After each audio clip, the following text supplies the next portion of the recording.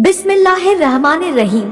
मेरे प्यारे दोस्तों, आज की वीडियो में हम बात करने वाले हैं अल्लाह की कुदरत के करिश्मे के बारे में, जिसको सुनकर यकीनन आपका ईमान तरोताजा हो जाएगा और आपका दिल भी खुश हो जाएगा। तो इससे पहले आप मुसलमान हैं तो इस चैनल को सब्सक्राइब कर लें और इस वीडियो को एक लाइक करके कमेंट में सुभान अल्लाह जरूर लिखें। जी हाँ दोस्तों, हम बात करने वाले हैं रूस के मुसलमानों के बारे में और आपको बताने वाले हैं कि किस तरह से रूस के हुकूमत ने मुसलमानों पर जुल्म किया, किस तरह से रूस ने मुसलमानों को मिटाना चाहा, लेकिन अल्लाह की कुदरत से ऐसा क्या हुआ कि जितना जुल्म रूस की हुकूमत ने मुसलमानों पर किया, उतना ही ज्यादा रूस में मुसलमानों की तादाद बढ़ती गई। तो दोस्तों, अगर आपको भी अल्लाह पर पूरा भरोसा है तो आप इस वीडियो को आखिर तक जरूर देखें। दोस्तों, बात है 1971 की। 1971 में ऐसा लग रहा था कि पूरी दुनिया पर रूस की हुकूमत हो जाएगी। उस दौर में रूस में मुसलमानों पर जुल्म की दर्दनाक दास्तान लिखी जा रही थी। कुरान पाक और मस्जिद को लगातार तहस नहस किया जा रहा था।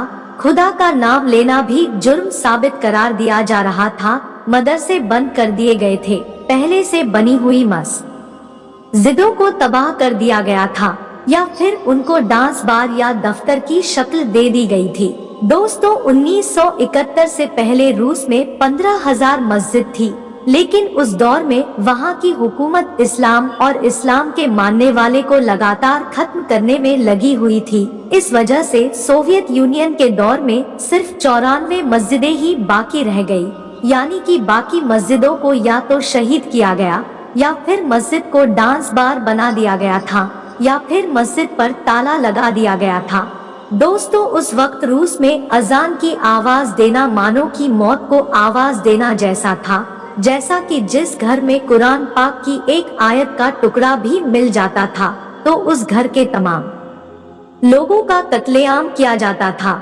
उस खानदान के तमाम लोगों को फांसी की सजा दे दी जाती थी। दोस्तों, इसी डर की वजह से मुसलमान कुरान पाक को अपने घर में रखने की बजाय पूरे कुरान को ही हिफ्ज करने और छुप छुप कर कुरान सीखने पर मजबूर हो गए थे। उस दौर में आलिमों का बड़े पैमाने पर कत्लेआम किया गया, औरतों की इज्जत लूटी गई, लोगों को जबरदस्ती ईसाई बनाया जाने लगा था।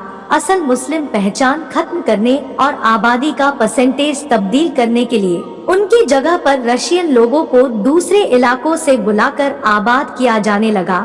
हर मुस्लिम को मुस्लिम होते हुए भी जान बचाने के लिए अपनी पहचान छुपानी पड़ती थी। तो क्या अब आप सोच रहे होंगे कि इतने जुल्म के बाद रूस से इस्लाम और इस्लाम के मानने वाले खत्म हो गए होंगे। दोस्तों, हम आपको बता दें कि इतना जुल्म सहने के बाद शायद ही दुनिया में कोई दूसरी कौम होगी जो दोबारा खड़ी हो सके। लेकिन कहा जाता है कि इस्लाम वो पौधा है जिसको जितना काटोगे वो उतना ही फलता फूलता जाएगा, वो उतना ही ज्यादा हरा भरा होगा। और आज इसी बात का गवाह बनी है रूस की बड़ी बड़ी और खूबसूरत मस्जिदें। और दोस्तों, आज रूस में मस्जिद की खूबसूरती बताती है कि रूस ने भी यह मान लिया है कि इस्लाम को खत्म करके नहीं, बल्कि इस्लाम को गले लगाकर ही तरक्की को आगे बढ़ाया जा सकता है। दोस्तों, जो रूस कभी इस्लाम को पूरी तरह से खत्म करना चाहता था, वहाँ पर अल्लाह की कुदरत और करिश्मे की वजह से रूस की सरजमीन पर तकरीबन 8,000 मस्जिदें आज मौजूद हैं। और रूस की राजधानी मॉस्को में दुनिया की 4 खूबसूरत मस्जिद है। ईद के मौके पर सिर्फ मॉस्को की मस्जिदों में नमाजियों की तादाद 3,20,000 से ज्यादा होती है। रूस के मुफ्ती कौंसिल के अध्यक्ष रावेल एनुद्दीन कह चुके हैं कि ईद की नमाज में शिरकत करने वालों की तादाद हर साल दर साल के मुकाबले बढ़ रही है और आने वाले 15 साल बाद रूस की आबादी का 30% हिस्सा मुसलमानों का होगा। सुभान अल्लाह। और दोस्तों, मौजूदा समय में रूस में मुस्लिम आबादी 2 करोड़ 43 लाख के करीब पहुंच चुकी है। और दोस्तों, हम आपको इसके अलावा रूस का एक और वाकया बताते हैं जिसको सुनकर आप यकीनन कमेंट में सुभान अल्लाह जरूर लिखोगे। बेशक कुरान पाक अल्लाह की तरफ से इंसानों की हिदायत के लिए भेजा गया एक नायाब तोहफा है। अल्लाह पाक कुरान ए पाक में फरमाता है कि बेशक हमने कुरान पाक को नाजिल किया है, बेशक हम खुद इसकी हिफाजत करने वाले हैं। अल्लाह ने अपना यह वादा रूस में सच में साबित कर दिया है। दोस्तों, ये वाकया 1973 का है, जब रशिया में एक कम्युनिज्म का राज था। रशिया हुकूमत ने घर में कुरान पाक रखने पर पाबंदी लगा रखी थी, नमाज पढ़ने पर पाबंदी लगा दी थी कि वो ऐसा मानने लगे थे कि इस कायनात का कोई भी खुदा नहीं है। दोस्तों, उन दिनों में एक मुस्लिम ऑफिसर मॉस्को की ट्रेनिंग के लिए चला गया। उसने वहां पर जाकर जो कुछ भी देखा, हम उसी की जुबानी आपको बताते हैं। वो ऑफिसर कहता है कि जुम्मे का दिन था, हम मॉस्को शहर में थे। मैंने दोस्तों से कहा चलो जुमा की नमाज अदा करने चलते हैं। तो मेरे प्यारे दोस्तों ने कहा यहाँ की हुकूमत ने सारी मस्जिदों को गोदाम बना दिया है, सिर्फ 2 ही ऐसी मस्जिदें हैं इस शहर में जो कभी कभार ही खुलती है। जब मैंने उनसे ये सुना तो मैं बहुत हैरान हो गया और उनसे उन दोनों मस्जिदों का पता बताने को कहा। जब मेरे दोस्तों ने जब मुझे मस्जिद का पता बता दिया तो मैंने उन्हें ढूंढना शुरू कर दिया। बड़ी मुश्किल से मैं दोनों मस्जिदों में से एक मस्जिद को पहुंच पाया और मैंने उस मस्जिद के पास जाकर देखा कि मस्जिद बंद थी और उस पे ताला लगा हुआ था। और वहां मौजूद लोगों से पूछने पर मुझे मालूम हुआ कि मस्जिद के बराबर में रहने वाले शख्स के पास इसकी चाबियां हैं। जब मैं उस शख्स के पास गया और उसे बोला भाई मस्जिद का दरवाजा खोल दीजिए, मुझे नमाज अदा करनी है, उसने कहा कि मैं मस्जिद का दरवाजा तो खोल दूंगा, लेकिन आपको अगर कुछ नुकसान पहुंचा, यानी कि आपको कुछ हुआ, तो इसके जिम्मेदार आप ही होंगे। तो मैंने जवाब में उसे कहा कि देखिए जनाब, मैं मेरे देश में भी मुसलमान था और यहाँ पर भी मुसलमान हूँ और मैं वहाँ पर भी नमाज पढ़ता था और यहाँ पर भी नमाज पढ़ूंगा, चाहे कुछ भी हो जाए। उस शख्स ने मेरी इस बात पर मस्जिद का दरवाजा खोल दिया। फिर मैं मस्जिद के अंदर गया तो मस्जिद का माहौल बहुत ही ज्यादा खराब था। मैंने जल्दी जल्दी मस्जिद की सफाई की और उसके बाद बुलंद आवाज में अजान देना शुरू कर दिया। वो ऑफिसर कहता है कि मेरी अजान की आवाज को सुनकर आसपास के सारे लोग इकट्ठा हो गए और लोग ये सोचने लगे ये शख्स कौन है जो अपनी मौत को पुकार रहा है, लेकिन डर के मारे कोई भी मस्जिद के अंदर नहीं आया। मैं अकेला था और मैंने नमाज अदा की और उसके बाद में मस्जिद से बाहर आ गया और वो ऑफिसर की अजान सुनकर बच्चे, जवान, बूढ़े सब मस्जिद के दरवाजे पर जमा हो गए और ये सोचने लगे कि ये कौन शख्स है जिसने अपनी मौत को आवाज दे दी, लेकिन डर के मारे मस्जिद के अंदर कोई भी दाखिल नहीं हुआ। तो ऑफिसर ने कहा मैं चूंकि अकेला था तो नमाज ए जुमा के बजाय बस नमाज अदा की और मस्जिद से बाहर आ गया। उसके बाद जब मैं वहां से रुखसत होने लगा तो लोग मुझे ऐसे देख रहे थे जैसे मैंने नमाज अदा नहीं की है, बल्कि मैंने बहुत बड़ा जुर्म कर दिया है। खैर, मैंने उस बराबर वाले शख्स को वापस चाबियां दी और वापसी की राय ली। उसके बाद जब मैं वापस चलने लगा तो एक बच्चा मेरे करीब आ गया और अपने घर चलने की जिद करने लगा। उस बच्चे की जबान में मोहब्बत को देखकर मैं उसे ना नहीं कर सका। मैं उसके साथ उसके घर चला गया।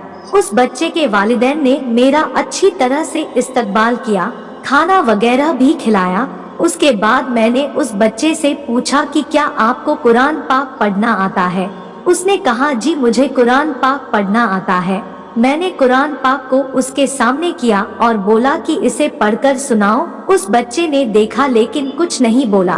फिर उसने मेरी तरफ देखकर फिर कुरान को देखा तो मैंने सोचा कि शायद बच्चे को कुरान पढ़ना नहीं आता होगा, तो मैंने उसे कुरान सिखाने की नियत से एक आयत पर अपनी एक उंगली रखी और उसको बोला कि ऐसे पढ़ो, और मैंने पढ़ाना शुरू ही किया था, लेकिन अपने से वो बच्चा फर से कुरान पाक को पढ़ने लगा और वो भी बगैर कुरान पाक को देखे। ये मंजर देखकर मैं हैरान हो गया और उसके बाद उसके वालिदैन से ये मामला पूछा कि हजरत ये क्या मामला है, तो उन्होंने मुस्कुराकर कहा कि दरअसल यहाँ पर कुरान पाक को घर में रखने पर पाबंदी है। अगर किसी के घर कुरान पाक का एक आयत का टुकड़ा भी मिल जाए तो उसके तमाम खानदान को सख्त से सख्त सजा दी जाती है। इसी वजह से हम लोग कुरान को अपने घर में नहीं रख सकते हैं।